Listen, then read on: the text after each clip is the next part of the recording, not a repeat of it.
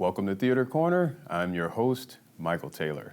Theater Corner was created as an ongoing effort to promote more diverse interest and involvement in the theater scene. Today we're broadcasting from the exquisite Westgate Hotel in the middle of downtown San Diego.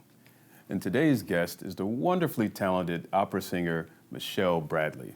Thank you so much for coming to Theater Corner. Thank you for having me. Thanks. I knew you got a busy schedule, and we appreciate you taking time to come see our brother. Thank you. I'm happy to. Absolutely. So you're in town to perform as Aida Yeah. in the San Diego Opera. So tell us a little bit about this. First of all, I'm very happy to be here. And I mean that. I mean, the weather, first of all, is amazing. There you go. I feel like I've gotten an extended summer break. But then a chance to do Aida again, which is one of my very favorite roles to perform, and it's something very personal and meaningful to me. And I just love that I keep getting the opportunity to share that, how much this music means. So I'm very grateful to be here. Well, San Diego is grateful that you are here.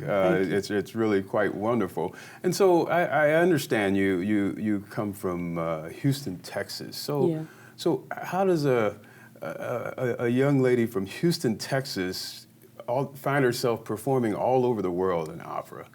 I don't know myself. It's fate and just a lot of help from people that believed in me. I must be honest, I'm originally from Versailles, Kentucky, but I spent 6 years in Houston. I've sung in the Houston Grand Opera Chorus, and I just had a lot of big life-changing experience while I lived in Houston. My teacher that's very close to me, Lois Alba, was there, and I studied with her for my time that I was in Houston. So she's a huge reason why I'm able to sing this role and get out here and do this. She made me believe in myself and showed me the steps, every step to take in order to get here. Wow. You're coming to San Diego. I mean, you just perform at the Vienna State Opera. Yes. What role did you perform there? What piece was that? Another Verdi opera called Il Trovatore. I was Leonora, the lead soprano, yet another damsel in distress in love with a guy, and another man wants her, and she don't want to be bothered with him. Oh, no. But another wonderful opera, and I had a great time there. That was my first time being in Vienna, and it is an amazingly beautiful city, but not as sunny as San Diego. I don't think it is, but it is gorgeous. Yes. You've performed a good bit abroad. Do you notice a difference performing abroad as opposed to United States? Are you accepted in a different way, or is it all the same? You know, I don't see it as I know, like, even Leontine, she had to go to Europe first and then come back to America. She did Porgy and Bess in Berlin. She did a lot of things before even making it back to the Met. A lot of African-American singers had to do that. Myself, I didn't see it as a reason because of the color of my skin. I saw it as a reason that there are so many more opera houses in Europe, and they're smaller, and therefore I can get my bearings on how to handle myself in performances and work with different conductors. I was able to get more experience there than I was here. So that's interesting. You mentioned how the opera houses are smaller in size. What adjustments are needed to perform in a smaller space as opposed to large, or are there adjustments for larger spaces? I personally don't think it's an adjustment. I just think as long as you have your technique together and that support and you're able to carry that voice through, it doesn't matter where you are. I only think in smaller houses, you're less intimidated. You know, I've been on the Met stage before, and the Met is the largest opera house in the world. Wow. It's 4,000 seats, or close to 4,000 seats. You look out into that, it's almost like looking into an abyss. Right. And I have a pretty big voice, and I look out there and I'm like, I don't know if I can fill this up. But once you get out there and start singing, it's built to sustain voices. And a lot of European opera houses are too. The only difference is just the seating. You know, it's so many opera houses in Europe. I mean, I don't think it would make sense to build some huge, gigantic thing. You know, in almost every European city, there is an opera house, you know. So I was able to go there and just get the experience. I didn't see it as a racial thing, like, got to go prove myself to the people. Right, I just need to go. It's like getting a couple stamps on my name to show folks that I know what I'm doing and I know what I'm talking about. That's how I saw it. And I think I've done all right. Okay. Well, it's certainly, it's a legitimizing venue. Yeah, it's just to gain experience. Right. I've spent the last year and a half in Europe, though. This is actually my U.S. debut coming to San Diego and singing Aida. This is the first opera house that I've worked in or had a principal role in the United States. So this is a big opportunity for me. But everywhere I go, I just see the same welcome and people so appreciative of operatic music, and it just makes me love my job even more, that there are people that still care about this art form that's considered old or for, right. Older people. And, and they don't listen to that. All right, there you go. So tell me about Michelle. All right. Well, my real name is Tammy. I'm Tammy Michelle Bradley. Okay. I'm from a little town called Versailles, Kentucky. My parents were members of our church choir. Shout out to Polk Memorial Baptist Church, Mortonsville, Kentucky. Woot, woot. I had to say it. Woot, woot. I just had to say, I'm being funny. Okay. But singing just was always a big part of my life. I cannot remember a part of my life where music wasn't there. It was just part of me. My parents, they worked really, really hard to support me and my three brothers. And I think the stress from work, they would come home and relieve that stress by singing church hymns. And, my dad loved the Temptations. My mama loved the Supremes. So it was either James Cleveland or Motown or Aretha Franklin or the Clark sisters. I mean, just it's either church or Motown. That was the only two things we had. And I remember being in diapers, and my parents would gather me and my brothers in the living room, and we'd be like a little church choir. And somehow along the way, I was able to teach myself piano, and eventually my father bought me a piano, and then I ended up teaching him how to play. Wow. And it's just always been a big part of me. My most significant relationships, friendships have all come through music. My teachers, my colleagues, my best friends are musicians. It's just been my life. I feel really blessed that I'm able to live the way I have. Yeah. Wow. You actually taught singing yourself. Yes, when I was living in Houston, Texas, I worked as a school teacher in charter schools around Houston.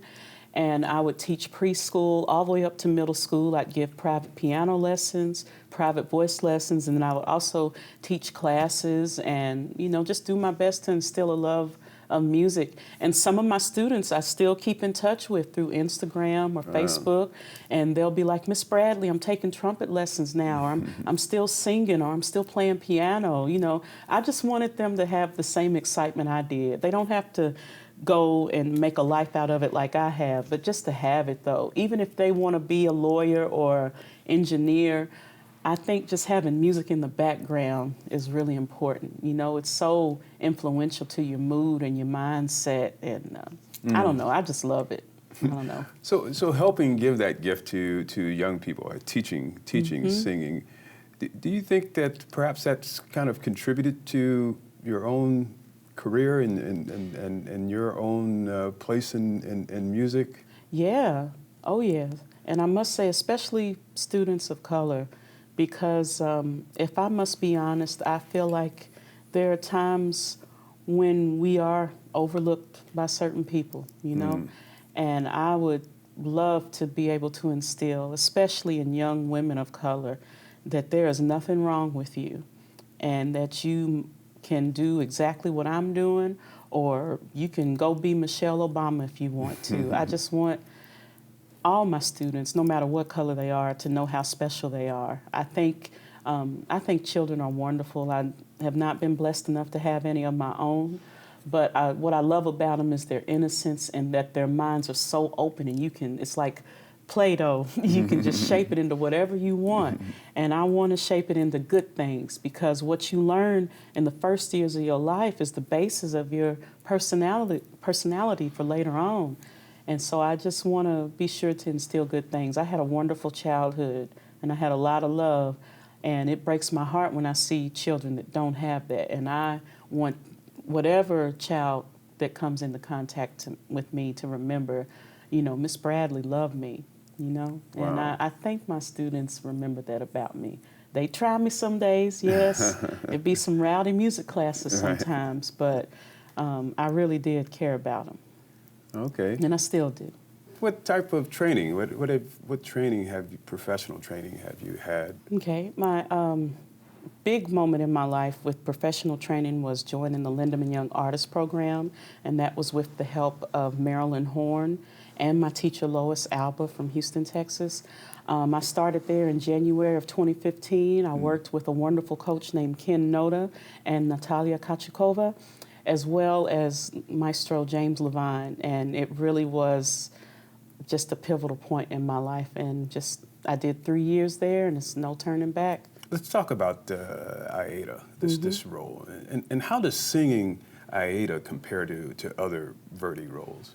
Well, I must say, Verdi, he requires all of you. Okay. Now, that's the one thing that's similar in all his roles. You are a lyric soprano, you're a coloratura, you sing extremely high notes, you sing extremely low notes.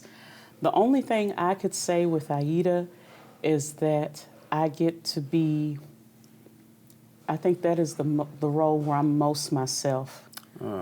And I think what I see in her whenever I play her, I see a quiet regalness about her. You know, she's a princess, an Ethiopian princess. She's taken into slavery in Egypt, and yet somehow still being a slave and having to do some very humble things and humiliating things, she's still able to keep her dignity. And I like to think of myself as a woman that has a quiet strength. You know, I'm a Leo, so we have a tendency to be pretty strong, but I usually kind of keep it under wraps, and I think Aida does that too. She doesn't let Amneris know, even though in the second act she almost says it, you know, I'm just like you. You know, I'm royal too, but she couldn't really tell her that, or it would mean that she would get killed. And I see a lot of those things in myself. I can play possum for a little while, you know, until the time is right. Okay. What other Verdi roles have you played or hope to sing? Yeah. Well, Il Trovatore was one that I did. La Forza del Destino, and yet another Leonora was one that I did at Opera Frankfurt back in January and February. I would love to do Simone Boccanegra, Don Carlo, just any Verdi role, honestly, anything that I can get my hands on. You know, I must say I'm tired after finishing an opera by him because he really takes all of your strength, you know, but I wouldn't have it any other way, though, because I know that I've given everything for the audience and myself, and I have very high standards when it comes to my own singing. So he really challenges that, and I love that about him. And he's good to me, too. You know, paying my bills and everything. That's what's up. I hear that. But does a Verdi repertoire, did it come naturally to you, or did you have to kind of grow into it? I think in ways that it came naturally, and I learned this with Lois Alba. She was the one that started me in Verdi, giving me Aida, Trovatore. Those were the first two operas that I learned with her. I think naturally I have the stamina, I have the vocal strength for him, I have the range.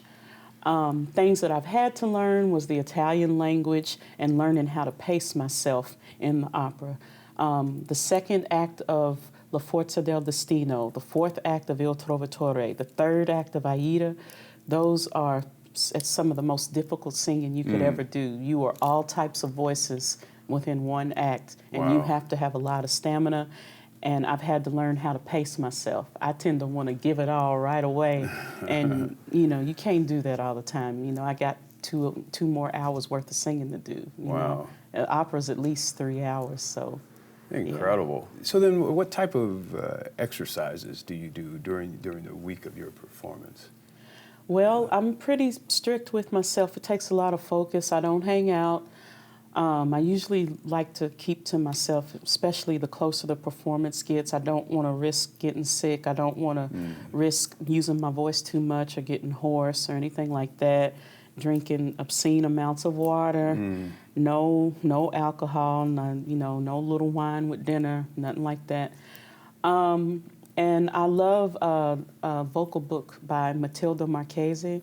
It just has all of these vocal exercises from how to do trills, triplets, going up and down the scale from the lowest note of your voice to the highest note.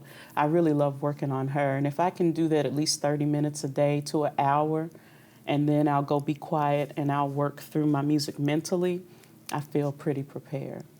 One of the greatest Aidas in opera history was Leontine Price. Yes. What do you admire about her technique? Oh my gosh, y'all got more time?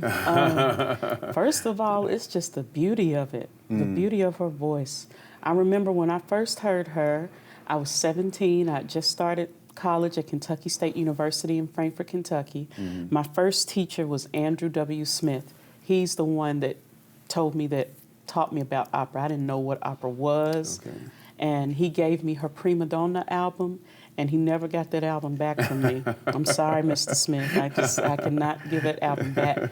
She had all of her great arias from D'Amor sulla li rose from Il Trovatore and Depuis le jour, and I just fell in love with the sound. And for me, she symbolized where my voice belonged.